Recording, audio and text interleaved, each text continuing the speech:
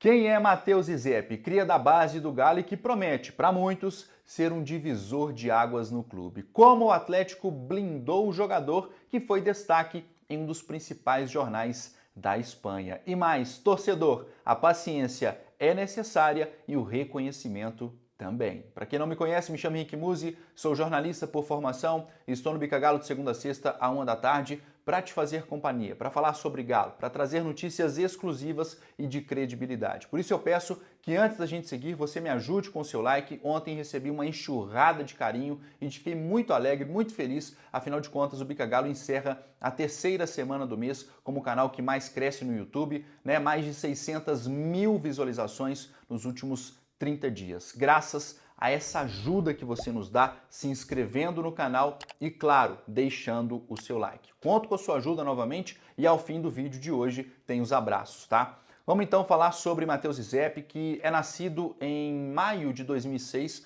e chegou ao Galo, né, no ano de 2021. O Izep é fruto de um sistema aí muito sério, né, que vem sendo desempenhado pela diretoria de futebol do Atlético, pela equipe de scout, pela parte também da própria categoria de base do Atlético, enfim, um trabalho em conjunto que vem sendo construído ao longo dos últimos anos nesta gestão e que começa a surtir os efeitos. Ou seja, falando em categoria de base, a gente tem muitas críticas. Eu, ao longo de muitos meses, sempre bati na tecla. O Atlético revela muito pouco e parece que isso realmente começa a mudar.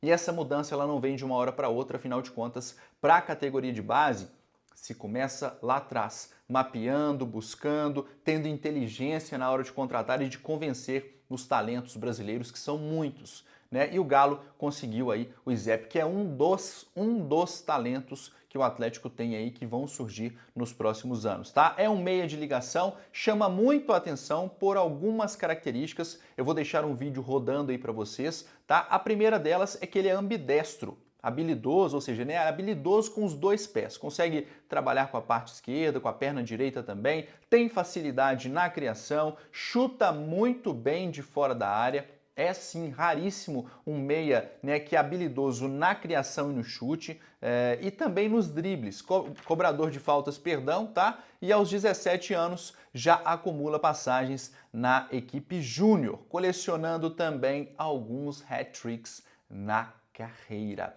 Sabendo de tudo isso, como que o Atlético pretende realmente ou blindou o jogador? Muitas desinformações na internet, uma euforia danada, uma preocupação gigantesca do torcedor, mas o torcedor tem razão ou não em ficar preocupado com a atual circunstância do Izep? A gente vai falar exatamente sobre isso aqui agora, tá? E conversamos também com uma fonte de maneira exclusiva. O Bica Galo busca realmente trazer para você, torcedor, aquilo que é o mais difícil, que é apurar, que é encher o saco da fonte, né? Os caras ficam lá trabalhando, tá você mandando mensagem, procurando um, procurando o outro, mas enfim, é papel também do jornalista e até mesmo para que o torcedor esteja muito bem informado. Entendendo então as projeções do Izep, o Atlético fechou no primeiro ano de contrato, que por lei só pode ser por 3 anos, né?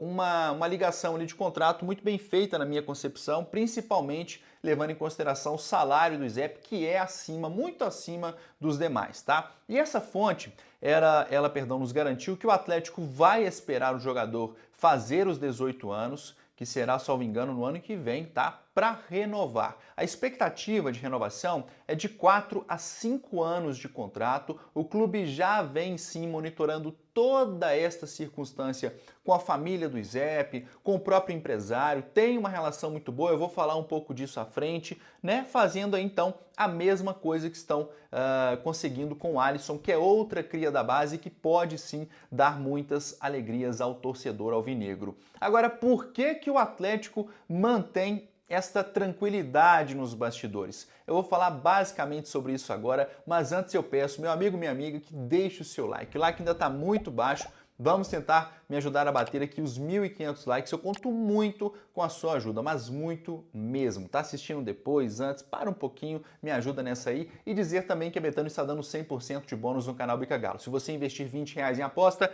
vai ganhar mais 20 na hora. Investiu 500, ganha 500 na sua conta na hora lá na Betano. Por isso, acione agora a Betano através deste QR Code e escreva lá o código promocional Bica Galo. Uma palavra só, tudo junto. Então, conversamos com uma fonte, tá? E essa fonte, pelo menos para mim, me trouxe uma tranquilidade muito grande e uma percepção maior sobre o que acontece nas categorias de base do Galo. Vou abrir aspas, então, a nossa fonte que falou basicamente sobre a situação envolvendo o Izep com a família dele, o tempo de contrato, né, a renovação, as características de transição, muitas pessoas cobrando sobre essa transição e tudo tem um porquê. Abre aspas, então, a nossa fonte, tá? Temos uma excelente relação com o empresário do jogador e com a família também.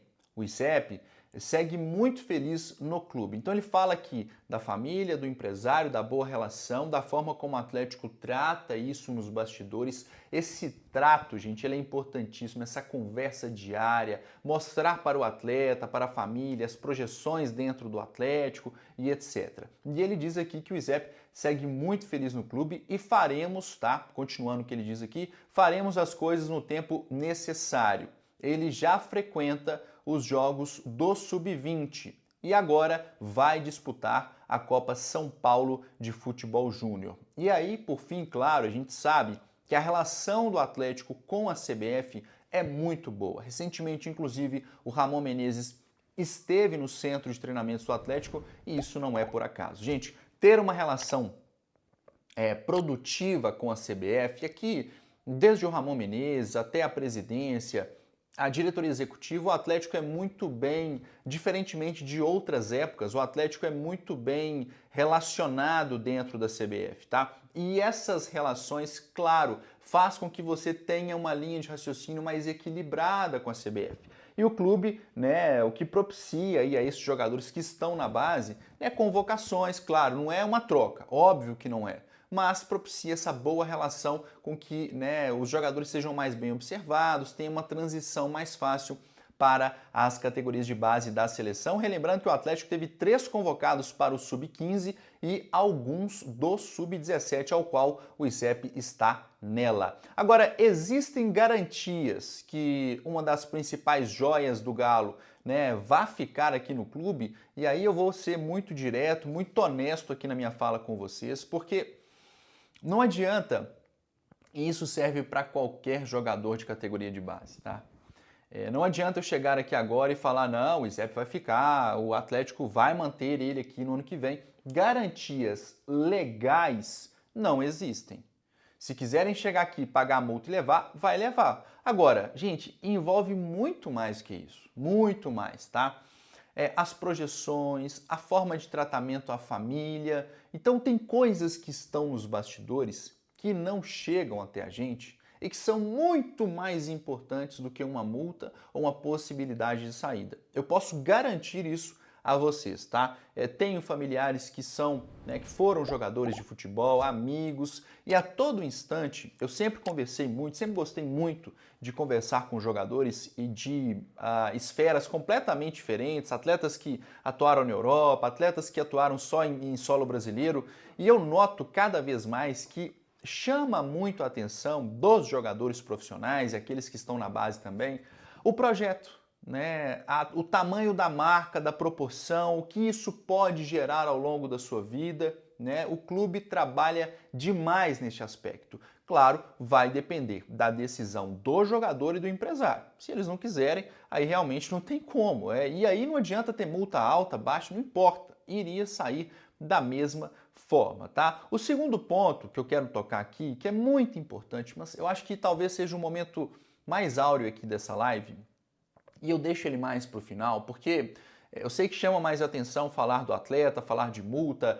falar de como o clube trabalha nos bastidores, mas tem algo que eu peço você, torcedor, para prestar muita atenção no que vou dizer aqui agora, não só sobre o Izep, mas sobre a categoria de base em termos geral, tá? O primeiro ponto é o seguinte: Torcedor, ele é extremamente passional e a euforia, às vezes, ela toma conta de uma maneira tão grande, tão enraizada, que é difícil conter algumas emoções. Então, um torcedor que cria expectativa demais em cima de um atleta, tome cuidado, porque você pode se frustrar, tá? E claro, assim, é natural que isso aconteça, mas pise um pouquinho no chão, né? Puxe a rédea, porque o cara tá só começando, é moleque, sabe?